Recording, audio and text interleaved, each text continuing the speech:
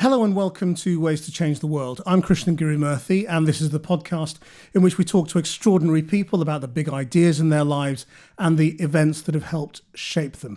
My guest this week is Shon Faye. Shon is a writer, podcaster, comedian, and author of The Transgender Issue, an argument for justice, which went straight into the bestseller lists and is probably the most successful non-fiction book by a trans writer in decades. And it begins with, well, what sounds like a simple proposition, but is actually quite complicated, and we'll get to it, which is the liberation of trans people would improve the lives of everyone in our society. Shon, welcome. Hi, thank you for having me. As you do in the book, I think we should probably just do a little bit of sort of defining of our terms. So at the most basic level, explain what you mean by trans. I think what can confuse people new to this topic is trans politics or whatever loves umbrella terms.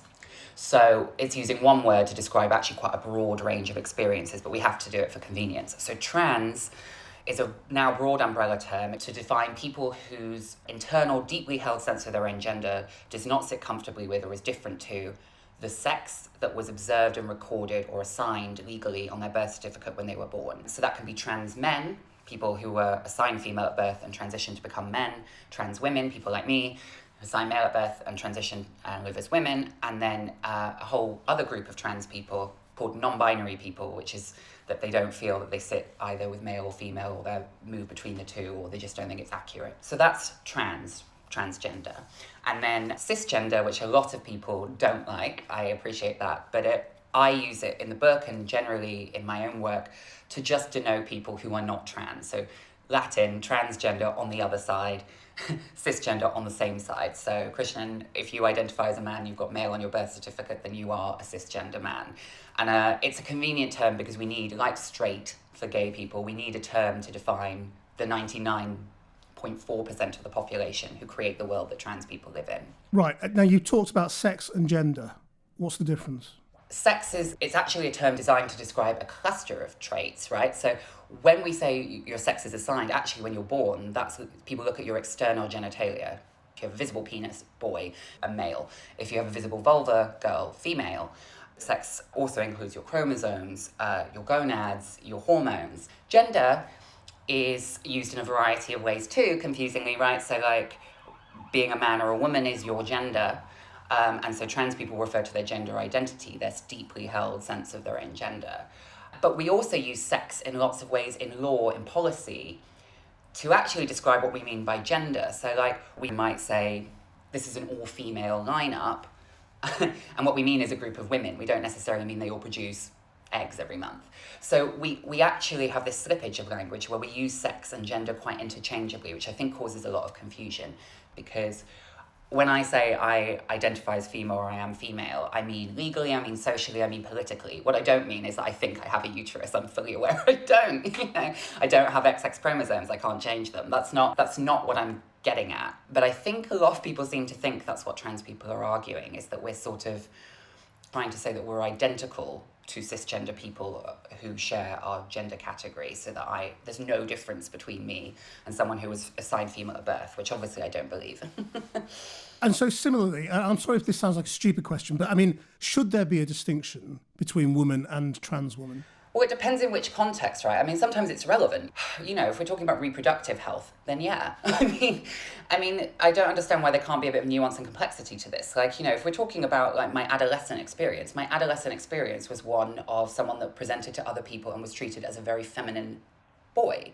That is very different to my sisters who, when she went through puberty, it was what we would understand to be a female puberty and all the attendant things that go with that about being socialized as a teenage girl. I'm happy for that distinction, but the reality is now, as I live my life as a woman, if we're talking about women's crisis services, if we're talking about misogynist violence, if we're talking about sexism, often workplace sexism, something that a lot of trans women will experience, then yeah, we actually do fall into the category of women. And then at that time, it's appropriate to talk about women as a group. What about the size and scale of the trans debate? Is it right that the debate is as prevalent and as noisy as it is, given the scale of the trans population? Yeah, so we are there's no actual solid figures, which is interesting, but we are by any best count, 0.6% of the population. I'm a trans person myself, and I'm sometimes like, why are we talking about this so much? But when you say the debate, I'm kind of, at this point, I'm like, well, what this term tends to be used by cisgender people, no offense, is what is it that is being debated? Now, I mean, there are different, topics, but actually, if we're talking about the inclusion of trans people within services that previously existed in this very binary way, male, female, then I'm happy to have that conversation. But a lot of this just slips into fundamentally, we don't believe you. One, we don't believe you about who you say you are, but also we don't really believe you about your experiences. I mean, it's not uncommon for me to talk about experiences that I've had that are connected to misogyny, right? Like whether they're in my own personal life or in my professional life, and for people to just be like, no, you're delusional. because they can't bear the idea that actually, because if they conceded that, then they would have to concede that I'm owed some kind of solidarity, or trans women in particular, but also trans men, right? Because trans men can have experiences that come from misogyny, if they're still perceived as women by a lot of people, or if people know about their history. We never talk about trans men, for example, and their experiences of domestic violence. In fact, trans men, by some studies, trans men actually experience domestic violence at a higher rate than trans women. And we don't, there's no conversation there about services for trans men or non-binary people. So I'm interested in having a debate about how we do better by trans people in terms of the actual needs they have as a group. But I think that's a very different context to the debate that seems to be in the media. Just explain what you just said then about domestic abuse and trans men.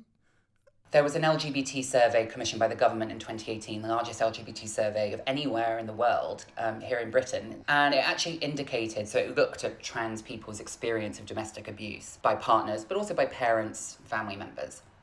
And it actually found, trans people across the board do experience domestic abuse. 1 in 4 trans people, for example, have experienced domestic abuse at the hands of a partner in the past year. But when it broke down trans men, trans women, non-binary people, trans men of all trans people experience the highest rates of domestic abuse. And no one ever talks about that. And the trouble is that, for example, trans men have this real bind where a lot of their experiences will have predated their transition, so they might have been treated or regarded by their perpetrator as a woman, or, their perpetrator, they have transitioned, but their perpetrator still treats them as a woman. So it's not quite the same as a cisgender man's experience of domestic abuse, but they don't feel like they can go into women's services because they're designed for women. And men's services are very, barely existent. And when they do exist, they're largely there for cisgender men. I mean, that leads us really to sort of what quite a lot of the book is about, which is about saying, the answers to a lot of the problems being debated are much deeper and more fundamental than we debate. The one that obviously springs to mind is the question of prison. There are constant sort of debates in the media around where a trans woman should be sent to jail. I'm always interested, by the sort of the assumption that there are huge numbers of sex offenders who become trans women who then go to jail. I don't know whether there's any data on how many there actually are, but your answer is no prison. Yeah, this has been one of the most controversial things I understand in my reviews. So what I actually do, I hope it's more nuanced than that, because you've kind of implied that I've just said that very bluntly. So actually most trans women in the UK are held in men's prisons. And actually it's interesting because actually quite a lot of trans women don't want to move from men's prisons. And there's a variety of reasons for that. One, that they might have friends on the inside in a men's prison. 2, there are a lot more men's prisons. So if you go to a women's prison, you could be moved further away from your family and your community on the outside.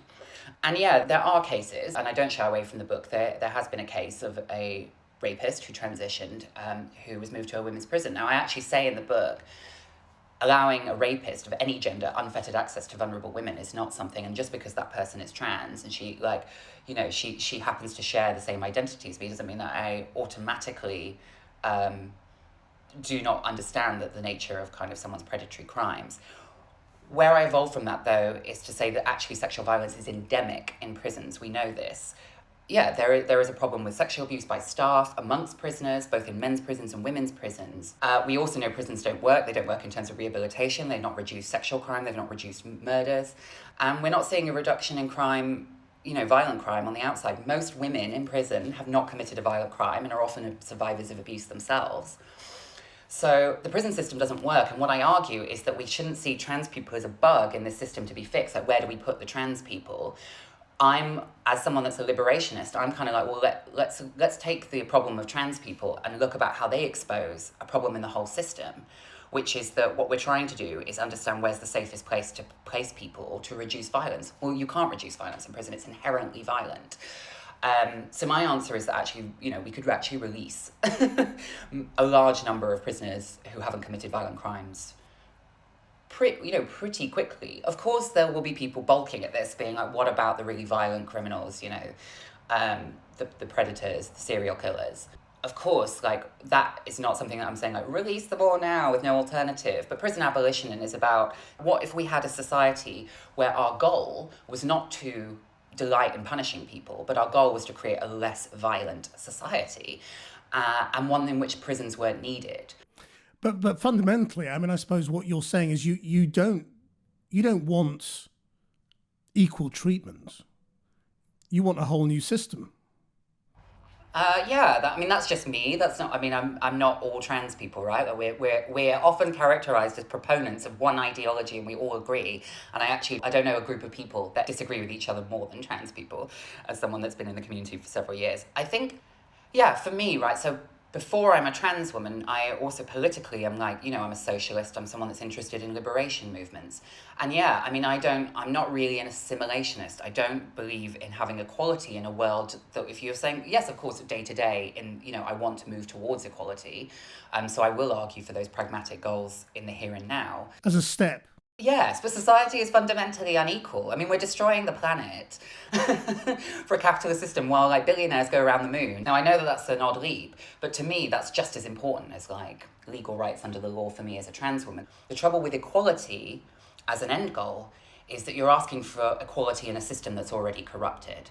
And the reality is that all trans people won't be equal anyway. If there are trans people in immigration detention centres in Britain because they're seeking asylum because of mistreatment they've had in their home country, and we lock them up and then we deport them back if they don't accurately prove their queerness or their transness, the fact that I'm sat with more equal rights as a white trans woman here in London with documents is fine, but that's equality for me. That's not liberation for trans people, because there are some trans people who don't enjoy that. Can you just explain what you mean by liberation? The idea of liberation is the idea that rather than equality within a system that's fundamentally unequal, we don't want parity with, the powerful cis men in society, the billionaires, the Trumps, whoever. To want parity with those people is fundamentally not a liberation goal. Aspiring to their status requires the disadvantage of other people. So liberation is about looking holistically at society and thinking about how we could emancipate ourselves to lead more free, more joyful lives. So I'm not interested in just liberating trans people. What I argue for in my book is the idea that if we rectified healthcare inequality for trans people and housing issues for trans people, for example, things like universal credit and how bad that is for a lot of people who are facing homelessness, you'd start to emancipate other groups too. It's a holistic view. It's about emancipating everyone from systems and structures rather than trying to seek equality with the people at the top of an already corrupt system. And how much of that is because you don't really believe in our ability as a species to really empathise and care about a group of people with a particular set of characteristics? Whether it's disabled, black, brown, gay, trans, whatever it might be. Do you think we are capable actually of truly saying, yes, we're going to make everybody equal within the system that we have?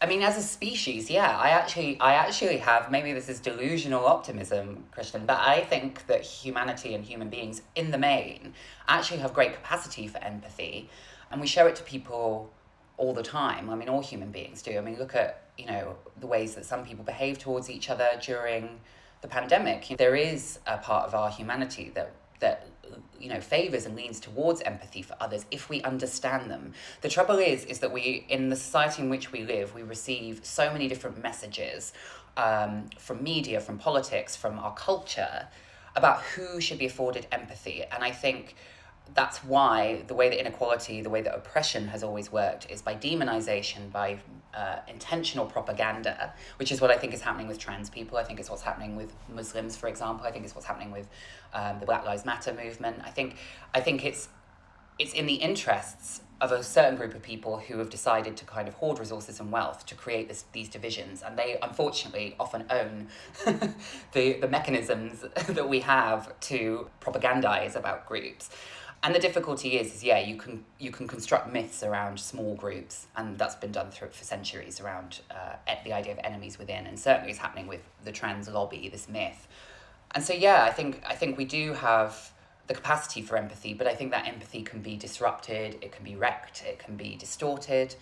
Fear is a big block to empathy, as is scarcity, the fear of scarcity. And I think, so if we look at something like a lot of the women who are worried about trans women and women's refuges, if you look at the context for that, we've had 10 years of austerity where women's refuges, almost half of applications to a refuge in this country now are turned down for any woman. That's because of an intentional 10-year period of austerity in which women's services have been deprioritised. Now, I would argue that a lot of women's anxiety about trans women in those spaces is a scarcity mentality. There's only so many spaces, cisgender women need them more. But my argument is, no, but that's a myth that's been sold to you by a Tory government. And actually, we should be looking for a society in which everyone gets the service they need because we have the resources to do that. We've been told we don't, but we do. I suppose I was getting at the idea of scarcity applies everywhere, doesn't it? That it's not just about resources, that there seems to be a fear at the moment. And it's not just when it comes to trans, that there are only so many rights to go about, to go around. And that if I lift up one group of people, I will in some way be threatened myself. And that might be the problem with ever trying to lift up one group of people. And that maybe that's why you've got to start from scratch. Yeah, maybe. And the trouble is, what can be frustrating about that is that I think there are a group of people who are benefiting at all our expense, unless you're super wealthy and you're white and you're cisgender and you're a millionaire or billionaire or whatever. There are a group of people who are deliberately benefiting from the exploitation of others. The unfortunate thing is that we're encouraged not to look to them. So if you are a white working class person, you're encouraged to think of working class people of colour as the threat to you who are taking your jobs, etc. Whereas in reality, you are both being oppressed by the same group who are often creating media narratives and are very invested in maintaining the status quo because it works for them. Similarly, if you're a cisgender person and you hear suddenly that, I don't know, some charity has said something like people who have a cervix, you're encouraged to feel like that is a threat to you, something is being taken away from you, when in reality we know that anyone with a cervix, cisgender women and trans people, reproductive health, some of the things, the inequalities, the lack of research, the lack of interest in female transmasculine bodies in the medical profession, is widespread. It's actually not, it's not trans people taking something away from cisgender women, it's something systemic that's going on there. And the scarcity mentality is perhaps it's easier to look to the person you can see and blame them. And we're being encouraged to do that as a society. So I'm trying to challenge that here in my book, I guess. Now, we're recording this in between Labour and Conservative Party conferences, and I can only imagine how depressing the last few days have been as the media debate around trans has centred on what a Labour MP, Rosie Duffield, said about women having cervixes, and how the whole argument has been around, between cisgendered people about cervixes defining what trans is all about.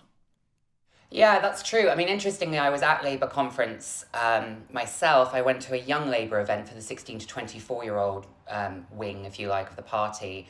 And actually, what was fascinating there was I had conversations with young people who were very invested in a serious discussion about inequality for trans people. And then on the outside, the so-called grown-ups seemed to be completely losing their minds at the idea that trans men and non-binary people who have cervixes exist, despite the fact that under the law, there have been legally recognised men, trans men, since 2004 when we've had a Gender Recognition Act. It's a bit depressing that somehow the conversation seems to become flattened into sort of just ambushing politicians with the question, do only women have cervixes? Which seems both facile, but also, and some of the answers can be quite dismissive, offhandedly cruel in some cases.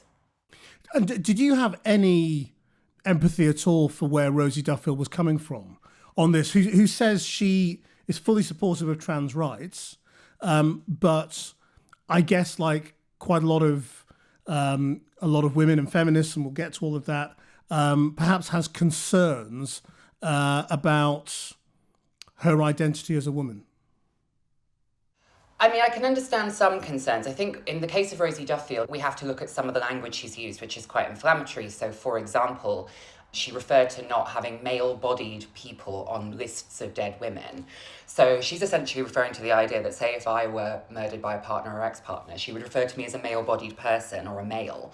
And I just think that's intensely disrespectful to trans women around the world who have lost their lives. I wish that there was a more constructive way to have a conversation. I think Twitter is very toxic and polarized, and it's a shame that we seem to have got to a point where it's very polarized and people are kind of taking aim at each other when we're all facing similar kinds of issues on social media and off. What do you think is said about the media treatment of the trans debate, which is a phrase, overly used? I'm not sure it's really very widely understood, or it's different things to different people. I mean, personally, I found it really embarrassing, I have to say, watching colleagues use this sort of phrase of sort of, do only women have cervixes, as a way to try and trip up Labour politicians on the direction of their party on the Gender Recognition Act. Kind of pussyfooting around it, I thought, not really getting to the heart of what the issue was, by just sort of asking them this, do you agree with that? What does that mean? Yeah, I think not only is the debate toxic, but from a trans perspective, I would say it's quite facile in the way that you've just outlined. And if we look at something like, so what we're talking about with this sort of debate about cervixes, right, is the idea that there are trans masculine people, so people who were assigned female at birth, or you can say born female if you prefer kind of that blunter language, who have transitioned to live as male or identify as neither male nor female, non-binary people. And obviously they, some of them still will have cervixes if they haven't had surgery. And we're having this conversation, as you say, and it's sort of tripping up politicians. What's frustrating about this is that if we wanted to talk about trans men and their gynecological health, there are so many inequalities that all trans people face in healthcare settings. And for trans men, that can be potentially really endangering if they're not getting the screenings that they want because of medical ignorance, if there's not a note on their medical record to say that they still need those screenings. And trans people experience widespread discrimination in healthcare settings, from the GP to A&E to, things completely unrelated to transition. Why aren't we having that conversation? It's not a real investment in actually trans healthcare. It's about, as you say, catching people out. Just explain, when you say trans people suffer discrimination from their GP, just in what way? What do you mean? So GPs do not receive training about trans people, right? So obviously we have, particularly if you've medically transitioned, you might have a mixture of sex characteristics. GPs are not equipped to deal with that or to use the appropriate or sensitive language. In the trans community, we have a kind of half-joking phrase called the broken arm syndrome, which is like if you go to a doctor with a broken arm, something completely unrelated, they'll start asking you about your medical transition. So like Ms. Faye is a male to female transsexual. And it's like, I've got a broken arm. I don't really know why we're talking about this in my medical notes right now. And then when it comes to transition related health, you're supposed to go to your GP, and it's their job to if you say, look, I'm trans, I want to transition, they should refer you to the 7 gender identity clinics, depending on where you live in the UK. Some GPs will say no, go back and think about it. They shouldn't be doing that. And that can delay people because there's a lot of courage for that conversation. When you do get to a point where you might be prescribed, for example, hormones to begin your transition, it's your GP that's supposed to prescribe them. Some GPs will say, beyond my competence. I don't understand this. I can't prescribe for you. I have friends that have to shop around different GP surgeries until they'll find someone that will treat them. And yeah, if we're talking about insensitive language or a complete lack of regard for perhaps fertility or sexual health or mental health, which obviously affects so many more people than trans people, healthcare inequalities, trans people are one of many groups that experience quite a high level of discrimination institutionally. Well, what do you think of the way trans allies, for want of a better phrase, are organising themselves as well, though, on social media against people they regard as the enemy, whether it's, people they regard as TERFs or JK Rowling or whoever the next target might be? The trouble is, yeah, I think we all, if we're on social media, particularly Twitter, I think, it rewards outrage. It rewards quote tweeting someone and getting, thousands of tweets if you've managed to kind of, dunk on them, whatever. And actually, it's not particularly helpful. I don't think, I thoroughly obviously disagree with JK Rowling's analysis of what is happening in the trans movement. Of course I do. But I don't think she is the primary thing that, issue that are facing trans people. I don't think her rhetoric is helpful. I think it certainly doesn't help in terms of media stuff, but actually tweeting something at JK Rowling isn't really helping trans people on the ground. We're much concerned with the fact that we have to wait the better half a decade for decent healthcare. And I understand people who mean well, who think that, hashtag activism, as I call it, is the fight. But actually, there are more constructive things you could do offline. But where does that leave you in terms of the fight? I mean, should JK Rowling be cancelled, if you like? Should she be excluded from the debate, or other people like her? Or do you think there is a way of actually normalising this discussion so that it's not toxic and that people can find common ground? Well, it's hard for me to know. I can't predict anything about individuals, so I couldn't speak to JK Rowling. I think what's sad about that is it's interesting that, when she published her essay last year about her stance, if you like, on this stuff, she referred a lot to her own experiences of gender-based oppression, of abuse, of misogynist abuse by men in her own life. Something that, trans women experience too.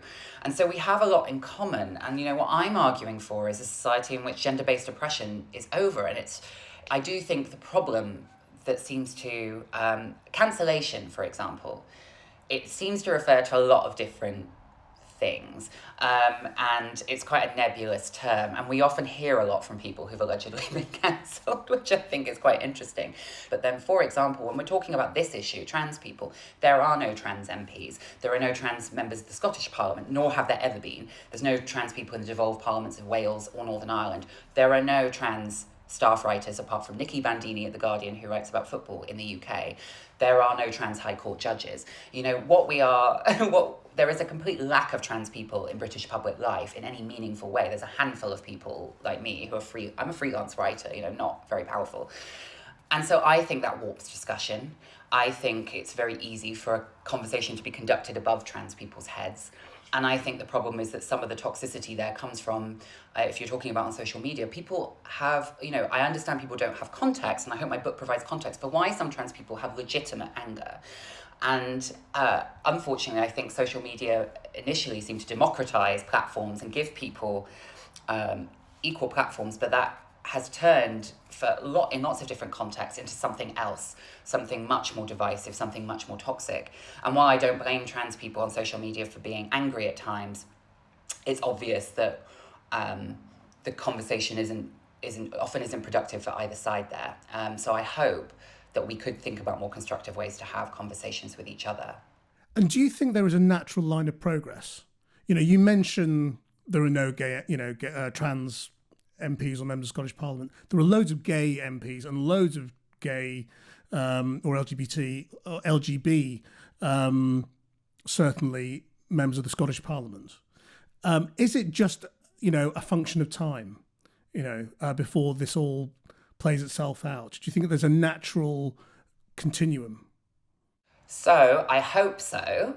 And I have some reasons for optimism about that. Promoting my book, what I see is cultural attitudes, and you see it amongst younger people, right? Like, if you look at people in their 20s, and I'm talking about feminists, I'm talking about LGBT people, they just don't have the same levels of issues with this topic. And if you look at cultural inroads, you know, people like MJ Rodriguez from the show Pose, who was at it was not the Grammys, the Emmys, the TV one. The Emmys the other day, you know, a trans woman nominated for an Emmy. You see the teen show Euphoria, and there's a trans woman playing a trans woman in it, and, you know, millions of teenagers watch that show. That's very different from the world I grew up in, and I'm in my early 30s. So there are reasons that I am optimistic about the cultural inroads trans people are making towards a broader cultural acceptance in the arts, in our communities, amongst our peers, whether it's in, you know, university context, whether it's in workplaces. I do think there's a lot of reasons to be hopeful. However, I am wary of arguments that imply, one, that we're just like gay people on a 20-year time lag, because you know, we can't rest on our laurels and just assume that progress unfolds itself as time passes. One, because that's not much comfort to trans people in the here and now. But two, we know civil movements are non-linear, civil rights movements are non-linear. So the first research, which again I discuss in the book, the first research and affirmation of trans people's identities that ever occurred in the world was in interwar Berlin in the 1920s, an Institute of Sexology in Berlin.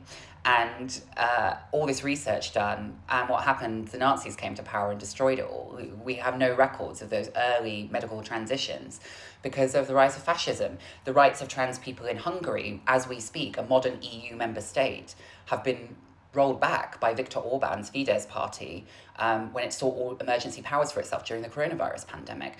We can't assume that liberation movements don't move backwards sometimes and can't be repressed. So I think it's important to be vigilant about that.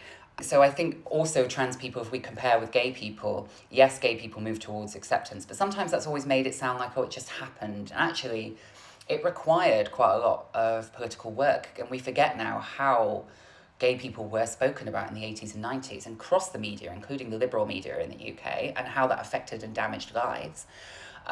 So I think it's important to not be too flippant about that and the cost that had for many individuals. The other problem is that we're much smaller as a minority than gay people. I can't imagine right now a trans MP in the UK, and that's really sad. I can't think of anyone that would do it.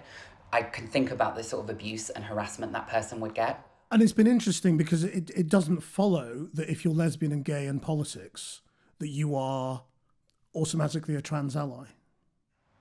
Well, no, I mean, it doesn't follow that Priti Patel has progressive views on immigration because she is, you know, of Indian heritage. I mean, that, you know, members of all minorities, I'm sure you know this, I'm sure anyone that belongs to a minority knows. You might have certain views, but there's always going to be someone in your minority group who pops up and is like, actually, everything's fine.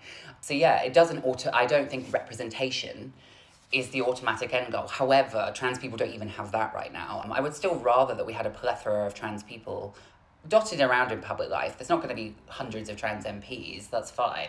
You know, one would be good, ever. But right now, we're seeing a complete erasure of trans people. I mean, there's this myth that I see in my Twitter mentions all the time that trans women are everywhere, we're dominating everything. And I'm like, where? Where are all these trans women? There's like a handful of us who are mostly writers and models.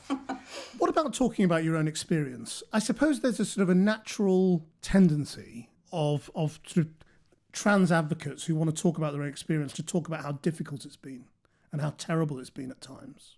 And that obviously sort of frames it a certain way. How far away are we, do you think, from hearing about the trans lived experience as a mostly positive thing?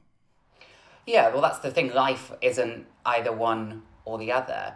And I think, unfortunately, I mean, this is why I always resist. It's so interesting how many people assume before they've read it that my book is going to be a memoir about my own life. And I actually sort of say straight off the bat, I had to say straight off the bat, this isn't a memoir about my own life because, yeah, we've been used to that. What I call is misery porn. And I think trans people have been very much incentivized and encouraged to do that. And because trans people will have a really tough time, a lot of them will, is that there's a desperation to make people see your pain in order to understand and empathize with you. And the unfortunate thing is when you tell a story, all of us, every human being could tell probably at least two stories of their lives. One which makes them sound like they've been really put upon, really, you know, had a really awful experience. the other that probably could make it sound like they've had quite a great life. And the reality is somewhere in the middle. And yeah, I would like to see perhaps that middle ground. I don't think it's necessary to erase the difficulties. And I would hope that sort of as people become greater invested in the richness of our humanity, they would be more interested in more complex narratives. And is that the reality of your experience? I mean, I don't know how much you have talked about your own experience. So I don't want to pry if you don't want to talk about it. But if you do, No, then I'm happy to talk about it. Then what is your experience of having gone through this? I mean, one of the reasons that I don't center my own experience in my writing partly is because my experience now is quite good. The trouble is I feel compelled as ever to kind of caveat that with the fact that, you know, I am middle class, I am a white trans woman. I got a scholarship to public school, all boys, not great, but like obviously class-wise very good when I was 11, and that obviously changed the trajectory of my life, and I went to Oxford, etc. So I'm unrepresentative. My class position essentially means that now I enjoy quite a good life. But no, even there, like it wasn't easy, right? I have struggled with my mental health my whole life. There was a point early in my transition where I could not go outside my door without someone spitting at me in the face or throwing something at me from a car or shouting things. There was a point in my medical transition where that was my preoccupation. I killed myself trying to make it so that I could blend in, so that I could walk down the street without harassment. That is my experience today. That's a very fortunate place to be in. I don't think I could be doing this. I don't think I would be here talking to you.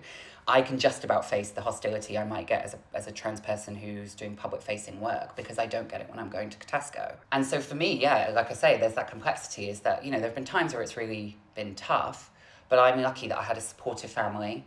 I came out as gay when I was a teenager, so that was a bit of a dress rehearsal for my mum.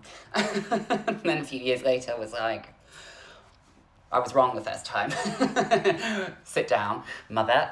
Yeah, so it took time. It wasn't an easy overnight thing. There were some very difficult times there with getting my family and their friends and my own friends used to this. But, you know, I'm lucky that I get to enjoy the end result of those difficult conversations without being cut off, without losing family, without being rejected. And I still deal with a lot of internalized messages that I receive about being in a society that thinks I'm grotesque, or thinks that I'm disgusting, or thinks that no one's ever going to love me. Two things can be true at once. You can enjoy a decent life in some contexts, but right now I do think there is a deep psychic pain that can come from being trans in the society in which we live. And how did you get from thinking you were gay to deciding that you were in fact trans?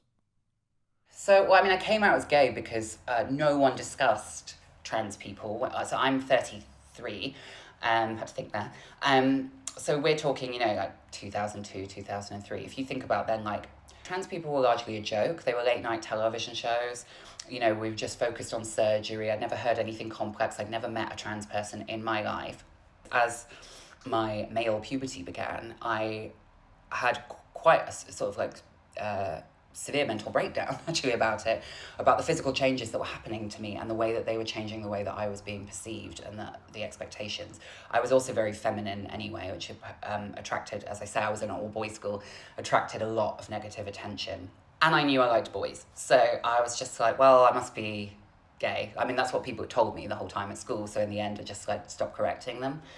And the reason that I changed my opinion about that was, because even though I was still deeply uncomfortable with male physicality, with people perceiving me as male, even to the point where people would refer to me as a good bloke or whatever, you know, like when I was like 16, I'd be like, it would just make me want to die inside. And as I got older and I mixed more in the LGBTQ plus community, I think the conversation was opening up and the non-binary was opening up. And I remember meeting a non-binary person and them talking about it. And I was like, that's how I've always felt.